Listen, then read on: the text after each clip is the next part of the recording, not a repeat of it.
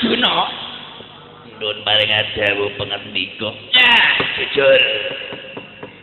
Nakula wani dikaya apa kelawan Baladewa mesti kalah. Apa maneh ana bocah lho wani kelawan wong tuwa iki kelawan. Walah. Mula ing wektu dina saiki pun bapa arsa ngawat-awati kelawan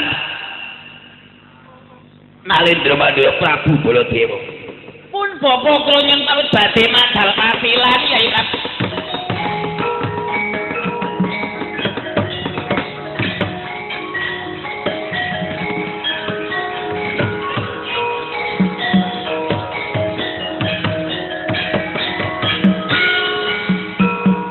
Sikro bolo kang tuming capu tampil medali.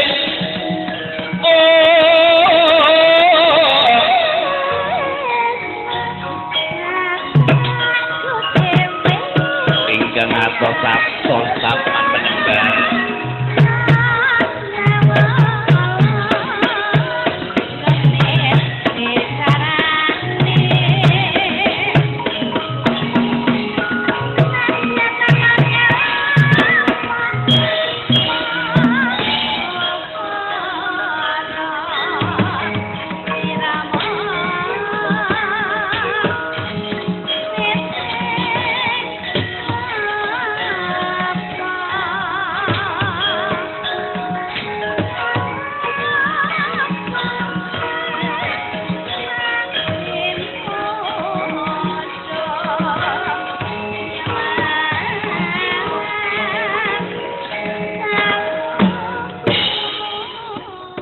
Kakang Pati Surata alul mereka jauh satu pengendika jengwiran lho kok dadi kaya mangkene lelakon ing Madukara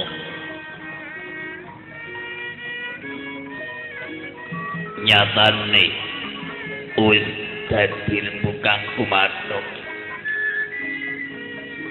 panjenengane ngesun kalawan Kakang Mas Werkudara lho kono lelakon kang kaya ngene iki piye to Kakang Surata. Nuwun sewu Gusti. Mobilih menika namung patubit. Lodi.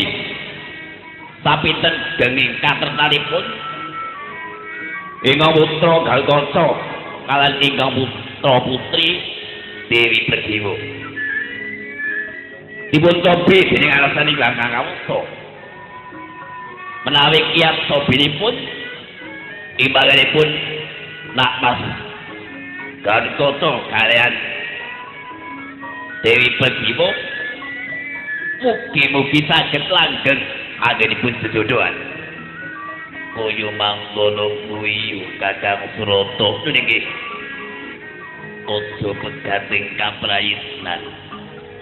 Enggal oton jopo apa tata ojo nganti Koko Prabu Baladewa kelan kadangkul sinakul ingin dadaki pasulayan yen bisa dirbuk sarolaris ojo nganti ana dardah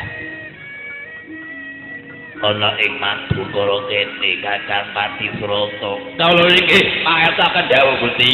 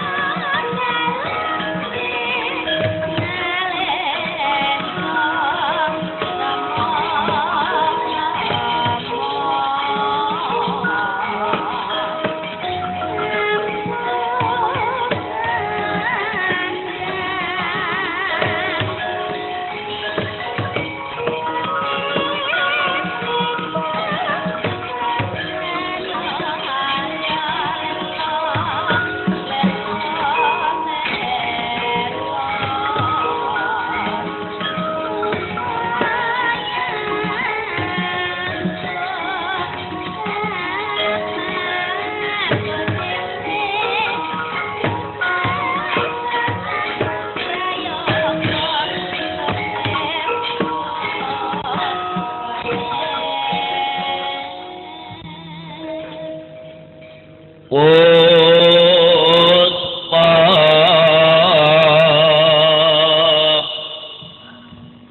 Lolo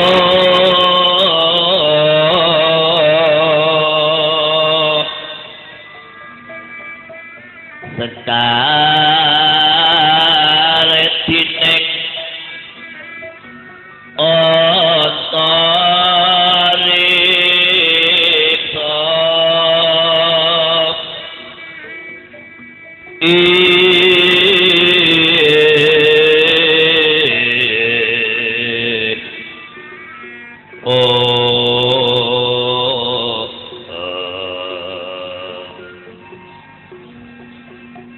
Andiasih Kalitampan apung Hiro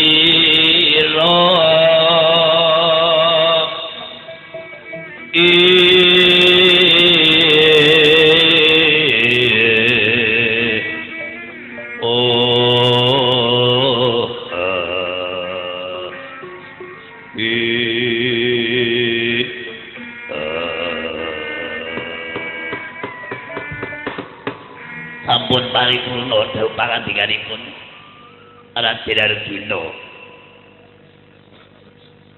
Raden Wijaya ingkang dinutup pados saminggah wonten ing pertapan Saparga nalika samono Raden Arjuna arsa kondur mayanging kedaton sangsara kali pamboyong ing songsong gawat tinon saking mandra gumleyong tindahe sang pangeran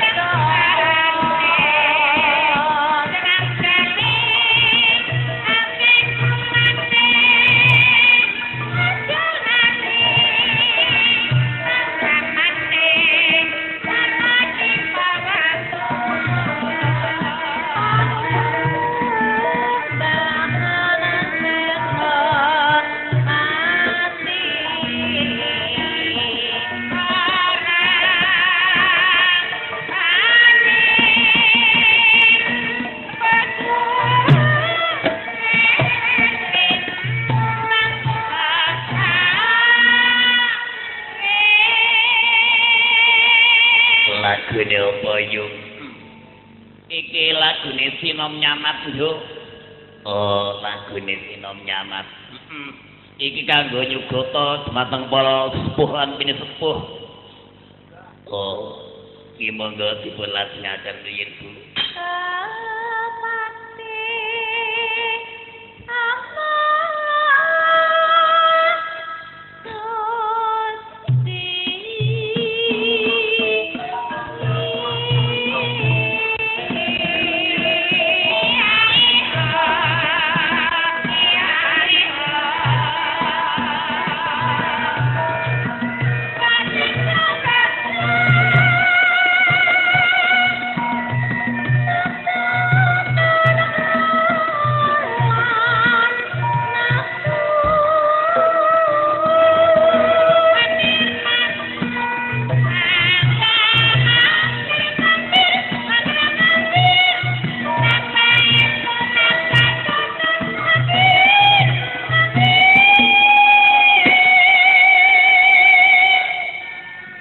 Lagune pena yo nduk awit sing nyakar ki yo sinden pena iya yo monggo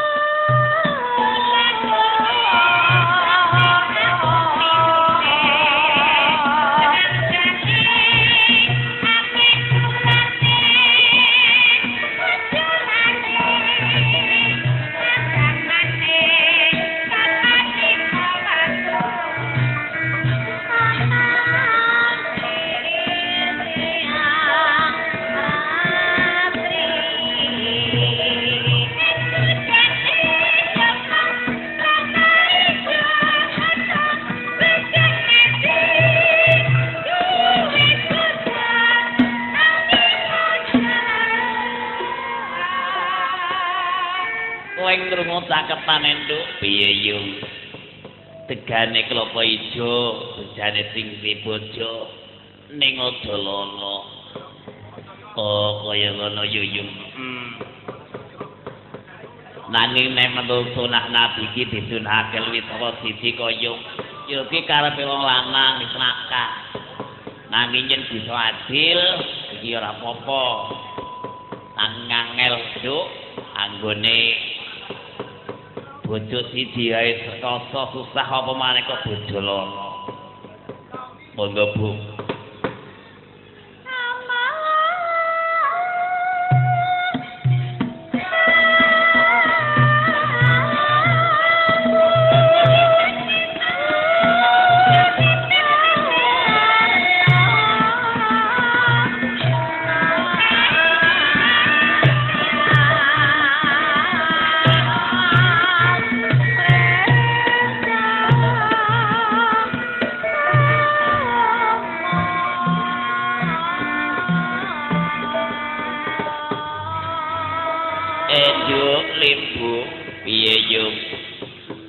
Lho jeneng kok elek men yo yo.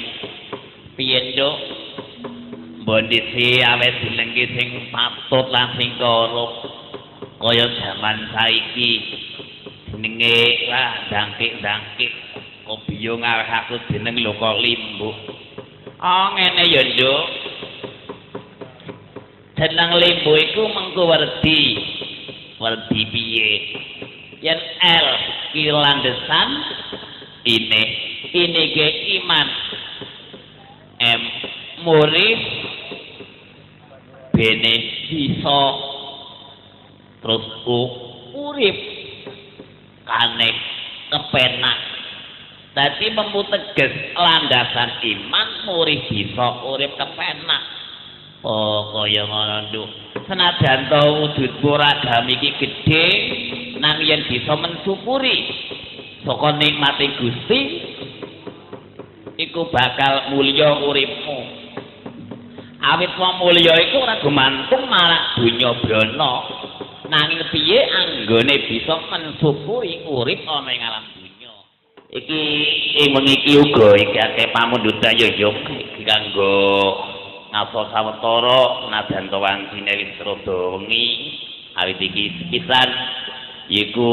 saking keluarga besan menika rekwat lagu Uler Kambang kulu-kulu lajeng saking penganten kekalih menika Mas Suwitno kalian Mbak Mujiati ugi nyuwun lagu Kusumaning Ati lajeng Ketaman Asmara. Nah. Sing arep duweni dhisik yo iki yo kanggo kesepuhan iku panjenenganipun Ibu Maryati monggo kula aturi Uler Kambang niki kangge panyuwunan saking keluarga besan. Monggo mateng Bumar imangke senajan to kripik gedang, kripik telo, sithik edang waton marata.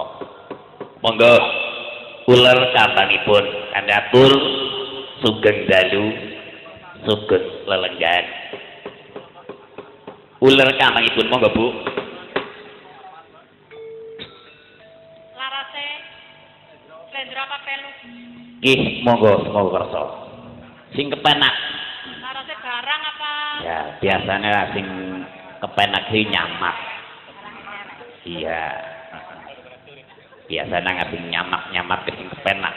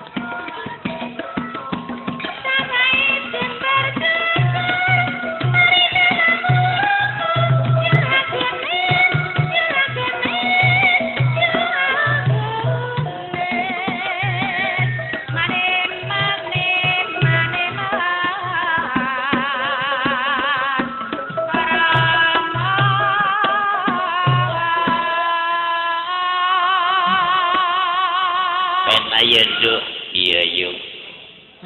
Lagune nyemek-nyemek. Iki sandingane wedang kopi. Oh iya yuk. Oh. Monggo. Nah, anu garape bangel banget dirasakno.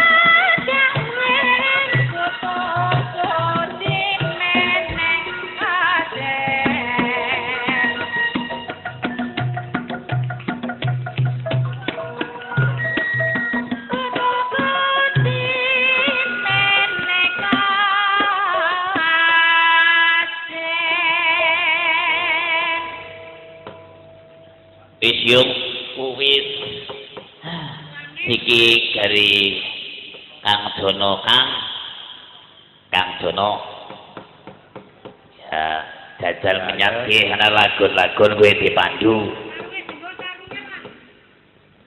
anak kon maksudnya kon ngadeg iya kon ngadeg kaya wene iki mangsa ngadeg ya jadi ngadeg sing mau iya batire isi melek malah direk turu bae harus ngadeg dandani sarung besit iya yang ana didandan kon kebudan ora lemong kok dintrotan malah kebudan dandani nyong karo nyawang sindene karo ngantuk sindene karo penyanyine iya bareng baksone metu sing didelengna ondol-ondole tok pancen bejane iki dadi penayagan iya kalau sinden karo sinden silakane iki dadi dalang batire mangan dhewek ngadepi gedebogan kuwe apese nang kono lah ya wong sing jenenge dalang kok ora mangan salah ya dadi dalang ora gelem mangan nang sing dalang ini ya sing tek aja madang disit wong wayangan sih wong ari oper sing penting mangan disit sing penting terlibat dalang akeh nang wetenge ngeli jan lemes karo sing ketone gampang dadi kotak jerak jerak Mas Jero niki enten pamundutan saking kedua mempelai nyuwun lagu pindhane ke Kusumaning Ati Toko kalih ke Taman Asmoro nggih ke Taman Asmoro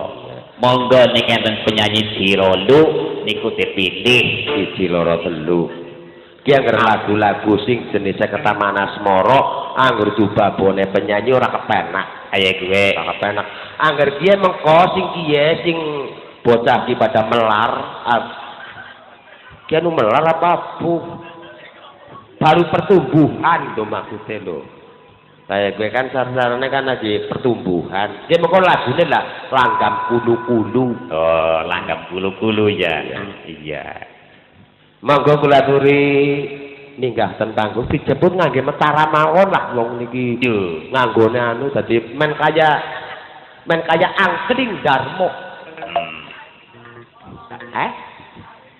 oh ujarku angkring oh ngaji nebak kaya ayu sintring monggo kula aturi bingkang wonten panggung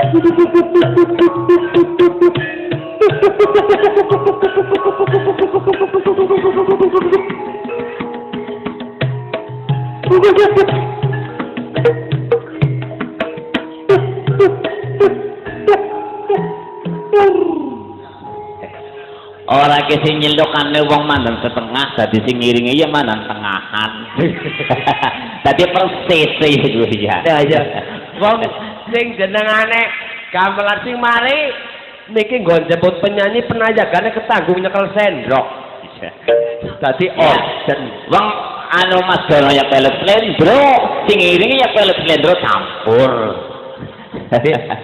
dipersilahkan mangga kula aturi mengajeng Mbak Kayu Santi wis dijemput karo ketoprak kok metutuk wae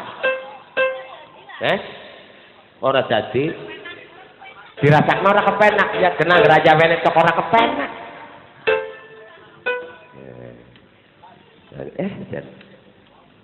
Mbak Kayu Kepilih kakangnya itu katanya kedua mempelai minta lagu lagunya apa?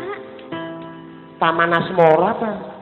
Taman Sari iya sing sepisan ke Taman Asmoro Kang Bindo ya iku Kusumaning Ati iki dhewe siji bae sing ke Taman Asmoro ya kan Oke. karo Kusumaning Ati ya Lah wong salah siji kok.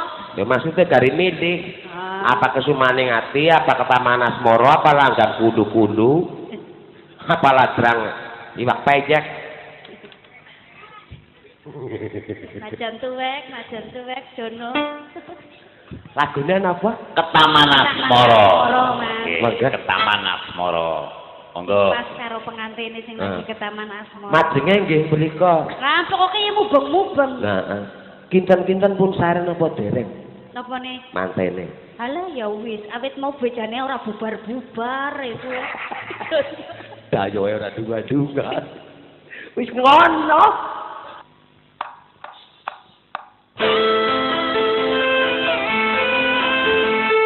Masih bisa disebutkan dan perhatian berdua.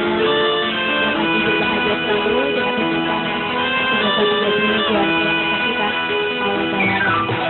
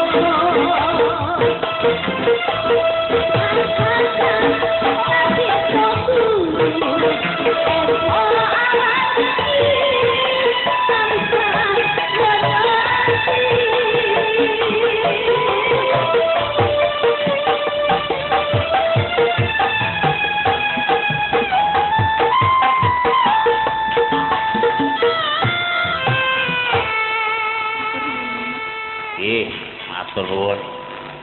Lagune Lungit Ketaman Asmara. Iya.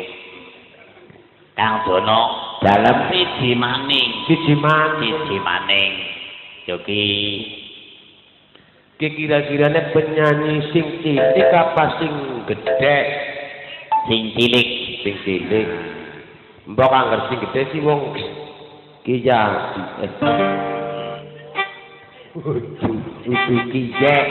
Kije dak ki dapat kenyang. Dia nggeran joget ora cocok.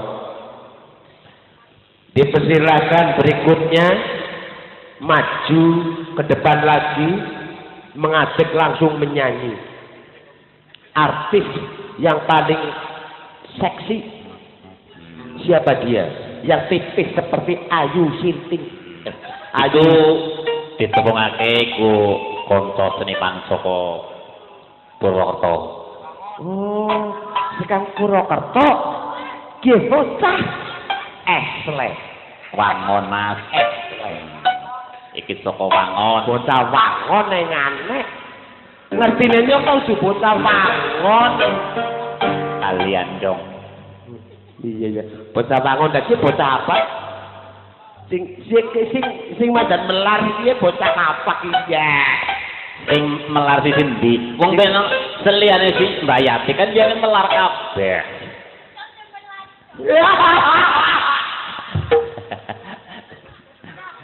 Bono kok aja plarak-plorok Bono kotone lagi dua anak sidik. Angger weruh anu melar kok pengalahku pelolor selarak slerek. Iku Mbak Yati saka Wangon. Terus sebelah meneh yaiku Yati artis lokal. Iya. Saka Bedagan. Dipersilakan mengajak lah kowe kolor anu jarite bener nah. Iki ana pamundhut lagu Sida Randa. Wow, Sida Randa. Yati lagune Sida Randa. Tapi saurunge Sida Randa ya dipersilakan mengajak dulu loh. Dadi komunikasinya kan gampang wong andi iki karo yo ngadeg bareng bae isin. Yo, disepot Mas. Disepot. Yo.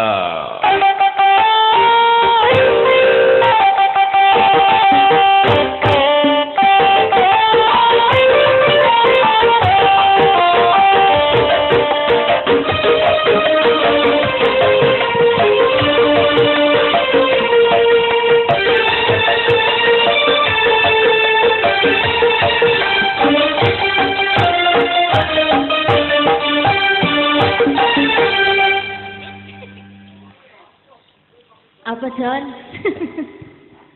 Ngapa bilang ora ndi kok matane digawak. Ya ora ngon duweku. Ora dewe madhep mana? Bocah-bocah Mas Jono dalem batire kan abu kabeh. Ya iya. Kuwi sing dire kepengin diabui. Tipis lho maksudnya lho. Apa ku anu kurang sehat?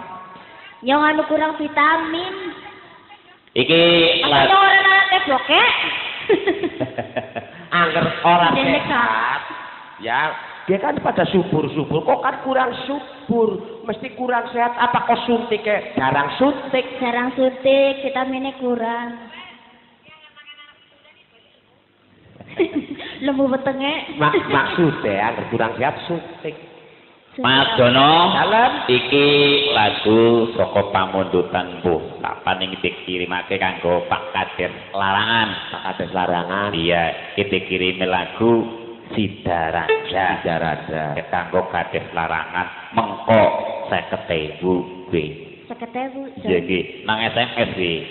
50.000. Nang SMS ya mlebune maringan Bang, 50.000 kok nek. mengko ora lalai Iya, tuh. mengko. Kok Randane 50.000 ya nyomo lah. lah ya ngomong jajan kan iki sing arep diketak. Rika wani pira Rika? Lah nyong. Rika wani pira? Ala pila-pila gelem yo gawa sarung. Sarung tok ya cukup, Bu. Lho diane sarung anak. Mon. Oh, bengkuang benyo gawa di. Ndik. Wes, Ndik. tok kantet. Ana nggo wini ngesuk. Gak masalah kapora. Yo, Haji Marindi. labu. Oh. Mbok yo Apa, mari Mas? gede. Jayo jajan yo. Iya. Terus aja radane kayak gue. Yo. Ayo Sidaran. kawan gue. Ada banyak yo.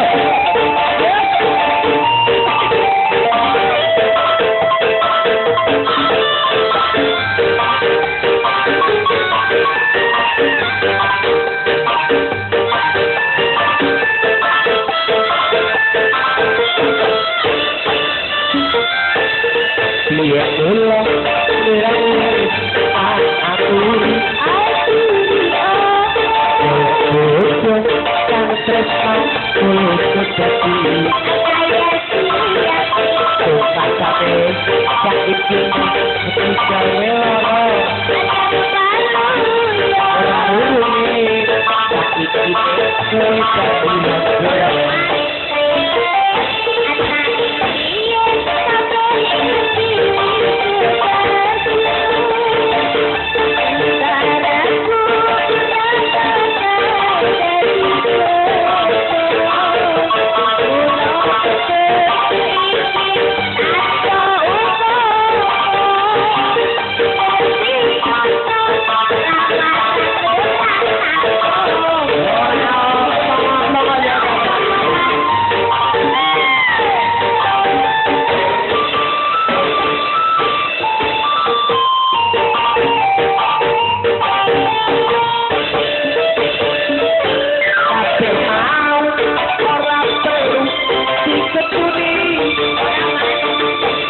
Kirane ngati aku tetep nganteni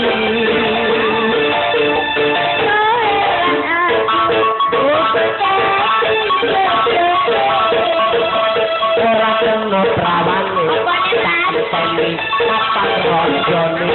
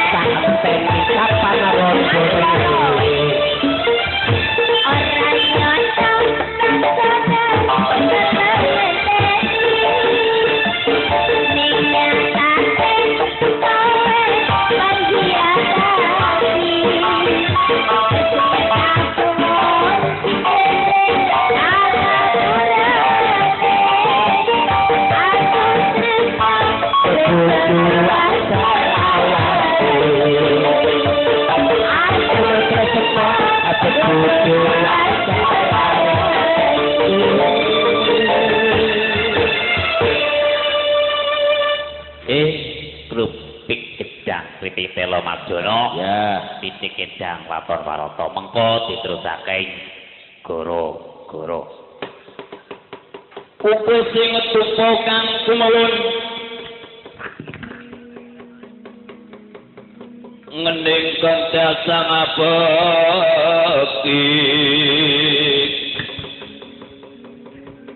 kawangku satu jajan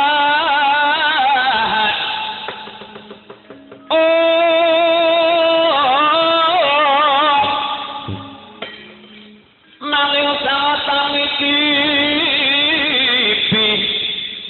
pangresikane ko putra kaanjog saking biyen